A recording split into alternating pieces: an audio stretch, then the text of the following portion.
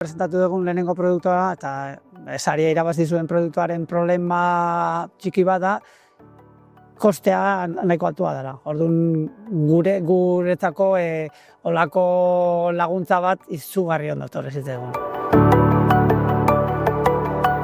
Hemengoak era eta orduan bai logistikagatik eta bai situazioagatik hementxe gaude oinarrituta, gure enpresa eta gure aktibitatea, baina egia esan bai gu internazionalki asko lan egiten dugu eta hor dakagu potentziala handiena, Esango nuke Euskal Herrian ez dago beste lekurik etortzeko eta bi simuladore edukitzeko, han fondoan dakagun bezala, kopilotuarekin eta beste bat dena movimentuarekin, hemen sorutako produktuekin. Orduan, olako produktu bat desarrollatzea eta lortu dugun prezioarekin ateratzea merkatu mundial batera, Konpetentziaren prezio erdira edo gutxi gora. Kasu askotan bai.